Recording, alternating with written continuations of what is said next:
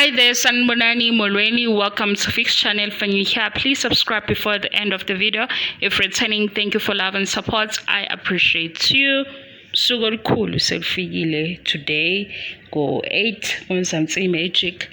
Sesilindeni nake family viewers of Uthando Nes'thembu, fans and followers go 8 babuyile.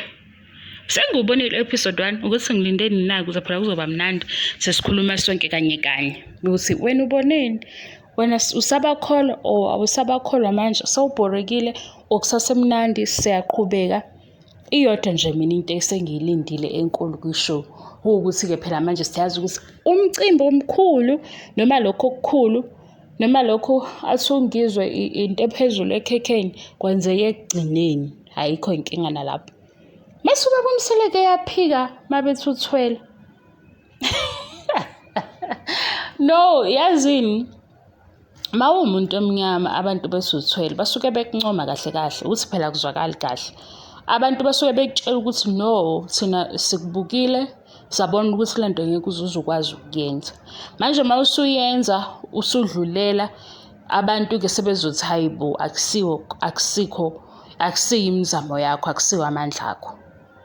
So naye ke masezogijima ke ethi abantu bathuthwele uzosuwa abantu basuke bekushayela ihlombe kahle kahle ngoba bathi wena wenze ngaphezulu kokucabanga kwabantu noma kokubona kwabantu ukuthi uzogijima uzofike la.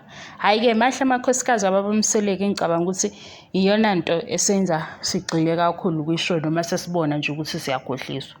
Okunye ke mina ngenza i-review ngisuke ngisho ukuthi nje sesikubonile lokhu kwishow ucabangani siyaqhubeka le TV show esuke siyixoxa sesidlula kuyo story or indaba yasemzumbe or udaba likababa umseleku nefamily akusiyindawo yami kahle kahle ibona abakhuluma istory sabo ngendlela abafisa ukukhuluma ngazo abakufisayo ukuthi bekuveze nabafisa ukuthi begcine bekufihlile makukhona abakufihlayo ngoba phela igcineni impilo yabo njengomndeni.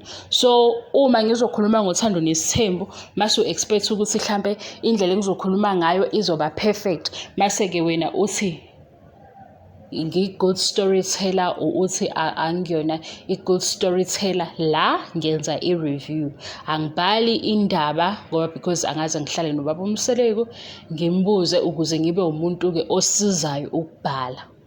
Angibhali futhi i-show because angisiye uproducer wale show owazi ukuthi i-vision yabo ukuthi le show bayenze ukuze kufike ku-season 10 or bayenze for iminyaka emngakanani angikwazi kodwa lokho abakuvezile yilokho nami ngizokuveza mase ngifaka eyami imbono.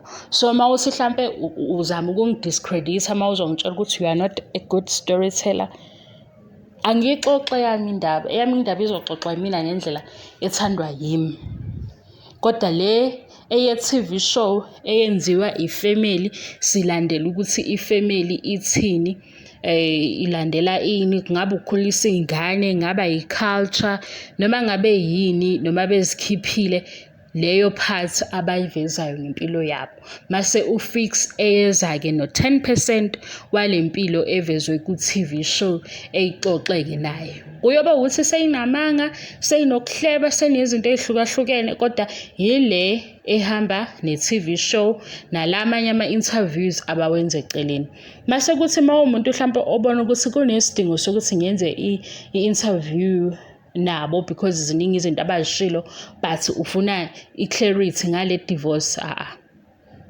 ngicela ungithathe serious i-interview kumina kusukela manje ngo-2022 kuya phambili akube isikhathi somuntu ezidayisa ukuthi yena wenzani akube istory somuntu to inspire abanye to motivate abanye abantu akube into yokuthi mhlambe kunohlelo alenzayo eKZN ukusiza izingane mangabe kusiza izingane kusizwa abantu into le esithintayo leyo ukuthi abantu bakitazana kanjani abasakitazani bayahlekisana abasahlekisani no angendawo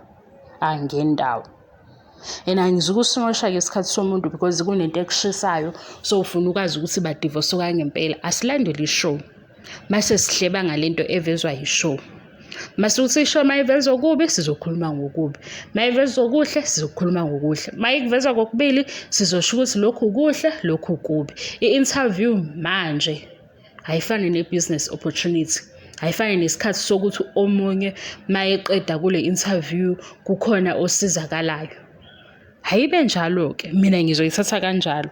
So if ukuthi ufuna uthi kade wakhuluma nge-divorce, kade bebekhuluma ngayo bayiqale ku-2018 manje se-2022, yileso sizathu esizokwenza ukuthi nami ngikhulume ngayo. Namanje nje futhi ngisangasuke ngithi badivosile, ngibuye la Sunday ngithi nibabonile kuleya show enye kade bekitazana kanjani, sebefunzana ama-fruits kuyimi, because lokho kuzobe kuvezwe i-TV. Hawu, hayi, asenzeni njengabantu abadala sibadala phela, asenzeni njengabantu abadala, asidlaleni sihlebe sibuye sibe nayo indawo eserious. Mase ufuna i-interview nje sofuna ukuconfirm ukuthi hayibo ubaba uMseleko ngempela noMangwabe basahlekisana, hayi-ke mina ngeke. I know. Kodwa mawukuthi-ke uMangwabe uvula ibhizinisi elinye ngoba imaqeqe ikhona, kungenzeka ukuthi mhlampe-ke kunesalon mhlampe noma nani enye entsha khona la kuzofuneka abantu, ngiyogijima ngizosho lokho. Noma sebekushilo abawu-20 ngiyokusho ngoba kulabo abawu-20 abakushilo mhlampe bakhona lokho, leyo ndaba bayoyizwa ngami ibasize. Uma futhi sebebhala incwadi enye ngiyogijima la ngoba mhlampe futhi njengoba nje silandela ishow bakhona bafuna ukuthenga incwadi mabekhipha enye ngoba ikhona abanayo already. Uma futhi becabanga ukuthi benze nenye i-TV show, ngizosho futhi ukuthi hayi bona aba sebephinda futhi sebenenye i-TV show.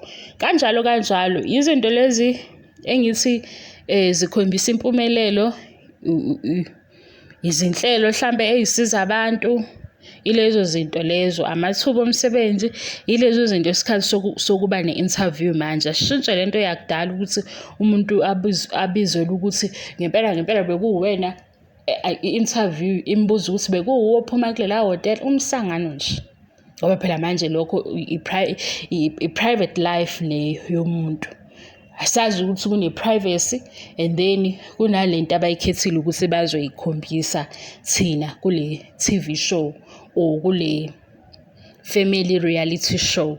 Hayibe njalo. Lokho esikuhlebayo sikuhleba ngoba bakusikile kwiphathi yempilo yabo, bathe nakho bukani. Manje sizokuhleba ngoba khona sekuyavela ku-TV. Lokho kungaveli ake sihloniphe ukuthi bathe abafuni nakho. Noma sikufuna-ke ngenkani, wena okufuna ngenkani hamba phela uye kubo ku-social media ufike ubuzeke laphaya, athi enzi ukuze phela uyikhombisa ukuthi wena uthanda indaba ngaleyo ndlela. Athi umuntu use-holding ne-family, mase uyabuza ukuthi ngempela nobaba uMseleko niyahlukana yini? Yenze kanjalo, mina ungangifaki. Hayi.